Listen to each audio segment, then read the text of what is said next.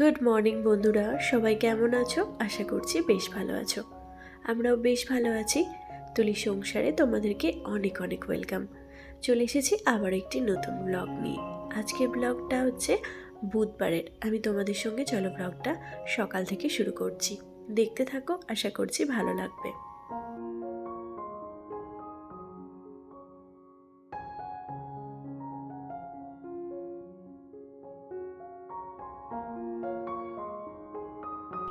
বেশ 2-3 দিন হলো যে বাবার বাড়ি থেকে চলে এসেছি। আর এবারে সে মনটা যেন একটু বেশিই খারাপ।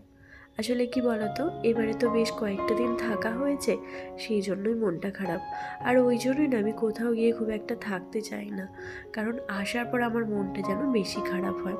কিন্তু কি আর করব, সংসারের সমস্ত কাজগুলো তো আমাদের গুছিয়ে করতেই হবে, কারণ বাড়ি আসার পরই সংসারের সমস্ত কাজ যেন একসঙ্গে তাড়াহুড়ো জুড়ে দেয়। যাই হোক, সকালবেলা চা করেছিলাম, আমার জন্য একটু লিকার চা, তোমাদের দাদার একটু দুধ চা। সেটা খাওয়া হয়ে গেছে। আর এখন তো বেশ ঠান্ডাটাও পড়েছে। তো সকালবেলা এবার একটু সবজিটা কেটে নিচ্ছি। চায়ের বাসনগুলো এখনও পড়ে আছে, ভাবলাম আলু কেটে আর সবজি যা রান্না হবে সেগুলো কেটে নিই, তারপর ধুয়ে নিয়ে একবারেই জলটা যখন সবজিগুলো ধোবো জলেতে তখনই একবারেতে বাসনগুলো ধুয়ে নেব। কারণ কি বলতো, ওই বারবার করে জলটা ঘাঁটলে না আমার তো এমনিই ঠান্ডা লাগার ধাত, তো ঠান্ডা লেগে যাবে সেই জন্য। তো যাই হোক, এখানে সমস্ত রান্না করার আগে জিনিসপত্র কেটে রেডি করে গুছিয়ে নিচ্ছি। তো প্রথমে দেখলাম ফুলকপি আছে, আর ওই যে আমি বাবার বাড়ি থেকে ফুলকপি বাঁধাকপি ওইসব তো নিয়ে এসেছিলাম একটু বাজার করে। তো তারই মধ্যে অল্প একটু ফুলকপি আছে, ওটা একটুখানি তরকারি করে নেব। আর তোমাদের দাদা এনেছিল একটুখানি পনির, এনেছিল 2 দিন আগে। তো সোমবার এনেছিল, সেটা তো রান্না হয়েছে, আর একটুখানি আছে, ওই পনির আর ফুলকপি একসঙ্গে রান্না করব। তাহলে মোটামুটি অল্প একটু পনির আর অল্প একটু ফুলকপি দুটোতে মিক্সড করে হয়ে যাবে। তো রান্না করার আগে যেগুলো সমস্তটা গুছিয়ে নিতে হয় সেটা সবটাই গুছিয়ে নিচ্ছি। এই যে আদাটা আজকে বাটতে হবে, কারণ যে বাটা আদাটা ছিল ওটা শেষ হয়ে গেছে। তো সেটা রেডি করে নিয়েছি। আর এদিকে একটা কাণ্ড হয়েছে, আমার যে কাজের দিদি, তো সে পড়ে গেছে, আমি যেদিন বাড়ি এসেছি সেদিনই পড়ে গেছে। তো ও কয়েকদিন ধরেই কাজে আসছে না, মোটামুটি শুক্রবার থেকেই বন্ধ করে দিয়েছে। আজকে এখনও বলেছিল আসবো, তো এখনও পাত্তা নিয়ে আসেনি। তারপর একটু আগে ফোন করেছিলাম, তখন বলেছে আসবো না।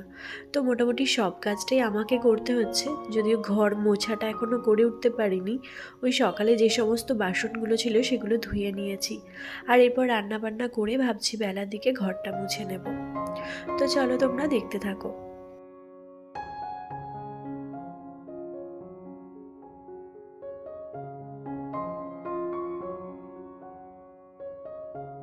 আর এদিকে তোমাদের দাদাও টুকটাক অল্প একটু বাজার করেছিল, আমি তো ওখান থেকে ওই শুধু ফুলকপি বাঁধাকপি আর একটু টমেটো কিনে নিয়ে এসেছিলাম, কারণ বেশি বাজার করতে বারণ করেছিলাম। আর বেগুন এনেছিলাম অবশ্য অনেকটাই, কারণ বেগুন ওখানে এত ভালো, আর লম্বা লম্বা কালো কালো বেগুনগুলো তো আমার বেশ ভালো লাগে। তো সেই জন্য বেগুনও এনেছিলাম বেশ কয়েকটা। তো এইরকম করে, আর এই যে টুকটাক যে সমস্ত বাজারগুলো ধরো, যেমন আলু পেঁয়াজ, তারপর আদা রসুন কাঁচা লঙ্কা, এই সমস্ত কিছুগুলো তোমাদের দাদা এখান থেকে কিনেছে। আর তার সঙ্গে এই যে পেঁয়াজের কলিটা, এটাও কিনেছে। তো এটা পোস্ত দিয়ে ভাজা খেতে কিন্তু বেশ লাগে, আমি তো খুবই পছন্দ করি। যখনই আমাদের নিয়ে আসা হোক, আমি পোস্ত দিয়ে হয় ভাজা করি, আর নয়তোবা এটা দিয়ে একটু আলু দিয়ে পোস্ত করি, আমার তো দুটোই বেশ লাগে। তো তোমাদের দাদাকে বলেছিলাম যে মাছ কিনতে হবে না, কারণ এই সপ্তাহটা মাছ খেতে একদমই ইচ্ছা করছে না। ওখানে যে বেশ কয়েকদিন ধরে মাছ মাংস খাওয়া হয়েছে, তো আমার সত্যি বলতে শরীরটা এমনি খারাপ হয়ে গেছে। আর তোমাদের সঙ্গে 2 দিন এসে ভিডিও শেয়ার করতে পারিনি, ওই যে শরীরটা খুব খারাপ ছিল, মানে একদম পুরো বমি বমি ভাব একটা ছিল, সঙ্গে মাথা টাথা যন্ত্রণা এরকম হচ্ছিল, তারপর ঠান্ডাটাও লেগেছে। আর কি বলতো, প্রচুর এটা ওটা উল্টোপাল্টা খাওয়া দাওয়া হয়ে না অম্বলও করে গেছে। তো সেই জন্য 2 দিন ভাবলাম একটু ভিডিওটা অফ রাখি। যাই হোক, তারপর আবার আজ থেকে ডেলি শুরু করলাম। তো এখানে প্রথমে ডিমটা সিদ্ধ করতে বসিয়ে দিয়েছি এক সাইডে, আর এদিকে পনিরটা ভেজে নিচ্ছি, এর সঙ্গে ফুলকপিটা ভেজে একবারে তরকারিটা বানিয়ে নেব।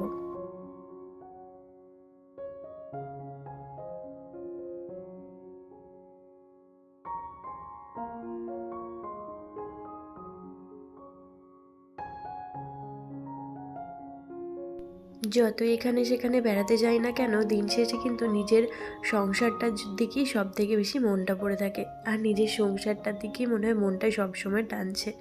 আমি ওখানে বেশ কয়েকটা দিন ছিলাম, বেশ ভালোই দিনগুলো কাটছিল। কারণ বাবার বাড়ি বলে কথা, সেখানে তো খুবই মজায় আনন্দে দিনটা কাটবে। কিন্তু তারপরেও কি বলো তো, এখানের দিকে মনটা পড়ে থাকে। কারণ তোমাদের দাদা তো একা ছিল, একেই তো ওটা একটা সমস্যা যে ও একা ছিল। এবার ওর একার সত্যি বলতে একটা বাড়িতে না ওই মানে কেউ না থাকলে একা একা থাকতে না সত্যি একটা মানে বাজে লাগে, ভালো লাগে না।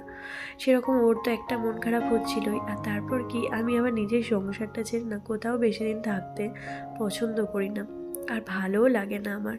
তবে বাবার বাড়ি বলে একটা ভালো লাগছিল, আর ওই যে চলে আসবো আসবো করছিলাম, কিন্তু মা কিছুতেই আসতে দিতে চায় না। আমি তো বুধবারই বলেছিলাম চলে আসবো, কিন্তু মা বলল যে বৃহস্পতিবার লক্ষ্মী পুজো, ওটা সেরে যা। এবার বৃহস্পতিবার লক্ষ্মী পুজো মানে ওই দিন আমি আর আসতে পারবো না, শুক্রবার আমাকে আসতে হবে। তো সেই জন্য একটু দেরি হয়ে গেল আসতে। আর ওই জন্য না এই আসার পরেই মনে হবে যেন পাহাড় সমান কাজ জমা হয়ে থাকে। কারণ একই তো কাজের দিদিরা আসে না মানে ঠিকঠাক টাইম মতো। তো তারপর যদি আবার তারা যদি আবার ছুটি নিয়ে নেয়, সেক্ষেত্রে আবার আরও মুশকিল হয়ে পড়ে। মানে ঘর দুয়ার তো একদম জানোই যে কয়েকটা দিন বাড়িতে না থাকলে ঘরে যে কী পরিমাণ নোংরা হয়। আর ওই যে আমার কাজের দিদিরা তারা কিন্তু এসে এসে কাজটা করে যাচ্ছিল, কিন্তু সমস্যা কী বলো তো, আমি তো নেই। আর দাঁড়িয়ে থেকে কাজ করাবার মতো সেরকম কেউ নেই, তোমাদের দাদার অত সময় নেই যে ওকে দাঁড়িয়ে থেকে কাজ করাবে। তো নিজের মতো কাজ করছিল, আর সেই হিসেবে না ওই ঘরের কোনায় কোনায় নোংরা, তারপর খাটের তলায় এই সমস্ত কিছু আমি যেরকম পরিষ্কার করি সেগুলোর কোনো কিছুই হয়নি, যার ফলে ভীষণ নোংরা। আমি তো শুক্রবার বিকালে এসেছি, আর বিকালে আসার পরেই সমস্ত ঘর এসে আগে ঝাঁটা দিয়ে মুছে তারপর পরিষ্কার করে তারপর আমি ঘরে ঢুকেছি।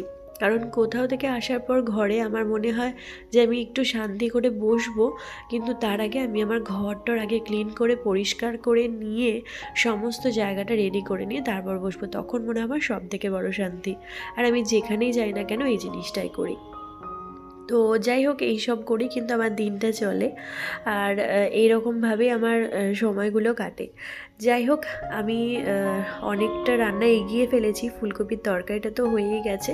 এখানে ডিমগুলো সিদ্ধ করেছিলাম, বাট ভেবেছিলাম ফ্রাই এই তাওয়াটাতে, তো এটাতে আমি ডিমটা একটুখানি অন্যরকম স্টাইলে বানাবো। তো প্রথমে মশলাটা একটা কড়াইতে কষিয়ে নিয়েছিলাম, আর ডিমগুলো এইটাতে দিয়ে হাফ হাফ করে কেটে সেগুলো মানে হালকা করে ভেজে নিয়েছি।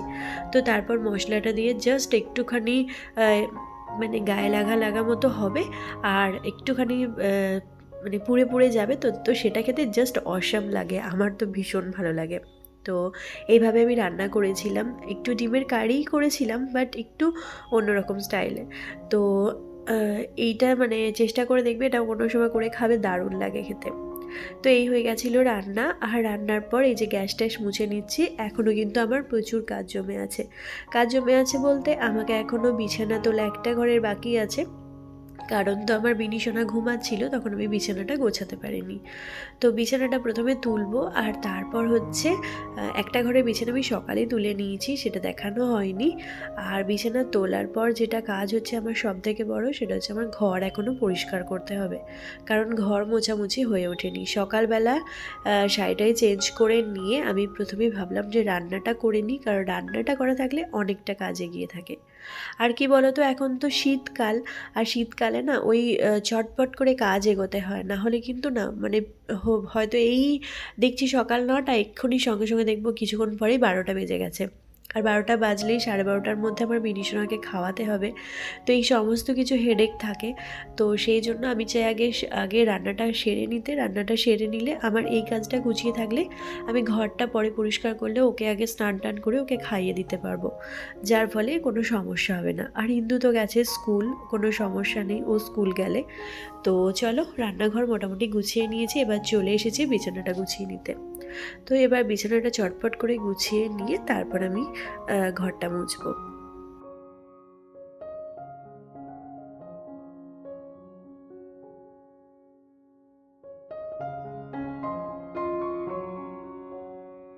এদিকে বাবার বাড়ি থেকে আসার পর আমার তো মন খারাপ বটেই, আমার যতটা না মন খারাপ তার থেকেও বেশি মন খারাপ হচ্ছে আমার মায়ের। কারণ সে তার নাতনিদেরকে পাঠিয়ে দিয়েছে, আর নাতনিদেরকে পাঠিয়ে দিয়ে সে তো কেঁদেই আলা হয়ে যাচ্ছে দিন রাত। এবার কি বলতো, আমার বিনি সোনা তো মায়ের সঙ্গে শুচ্ছিল, মায়ের কাছে শুচ্ছিল, আর ইন্দু তো ছোটো কাকিমার কাছেই শোয়, কারণ ছোটো কাকিমার কাছেও বেশিরভাগ সময়টা থাকে এখন গিয়ে। তো সেই হিসেবে ইন্দু তো একটু বড় হয়েছে, আর বিনি কি বলতো অনেক ছোট, তো আর ওর কথাগুলো একটু বেশি আধো আধো, আর ওর কথাগুলো সবাই ভীষণ পছন্দ করে। সেই হিসেবে দুটো নাতনিকে ওরা ভীষণভাবে মিস করছে। আর সব সময় ওই কথাটাই বলছে যে এত বাড়িটা সবসময় হই হুল্লোড় করছিল, আর এখন একদম চুপচাপ হয়ে গেছে, ওদের ভীষণ মন খারাপ হচ্ছে। সঙ্গে তো আমার মন খারাপ হচ্ছে, কিন্তু কিছু তো করার নেই বলো, এভাবেই আমাদের দিন চলতে হবে। কারণ সামনে আবার আমার ইন্দুসোনার পরীক্ষা আছে ফেব্রুয়ারি মাসে। তো তারপর ওকে আবার যখন পরীক্ষা হয়ে যাবে তখন যদি ছুটি পাই তখন 2-1 দিনের জন্য যাব, কিন্তু এখন তো চলে আসতেই হবে। আর সারা জীবন বলো বা বেশি দিন বলো, সেটা তো আর থাকতে পারা যাবে না, কারণ ওই যে বললাম নিজের সংসারটাকে বড্ড বেশি ভালোবাসি। তাই মনে হয় না কোথাও গিয়ে বেশি দিন থাকি, মনে হয় চলে আসি, তারপর 2 দিন গেলাম কোথাও ঘুরে এলাম, এটুকুই আমার কাছে মনে হয় সব থেকে ভালো, কারণ বেশি দিন থাকতে কোথাও আমার একদমই ভালো লাগে না। তো যাই হোক, এখানে চলো বিছানাটা গুছিয়ে নিয়েছি।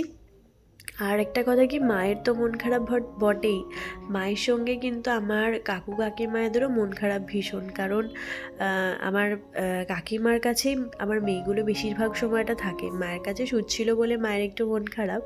আসলে কি বলতো, ছোটো কাকিমার না সবার ওই দেখাশোনার জিনিসটা সবার করতে পারে, আমার মেয়েদের বা আমার দিদির ছেলেদের সবার কিন্তু ছোট্ট থেকে গিয়ে আমার কাকিমার কাছে দিয়ে দিত, কাকিমাই কিন্তু সমস্ত দেখাশোনা করতো। সেই হিসেবে কিন্তু মন খারাপটা ওর বেশি হয়, ওর তো হয়ই, আর মায়ের তো মন খারাপ হবেই।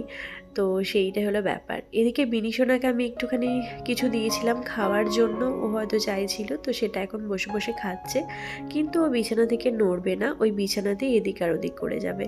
তো ভাবলাম যে একটা সাইডে ওকে বসিয়ে দিই, আর একটা দিকে আমি বিছানাটা ঝেড়ে নিই। তো চলো বিছানাটা গুছিয়ে নিয়েছি, এরপর হচ্ছে যে ঘরটা মোছার আছে, সেটা সুন্দর করে মুছে নেব। আর আজকে ভিডিওটা তাহলে এখানেই শেষ করছি। কেমন লাগলো অবশ্যই জানিও, ভালো লাগলে শেয়ার করো, লাইক করতে ভুলো না। তো চলো আজকের মতো টাটা, সবাই ভালো থেকো, সুস্থ থেকো।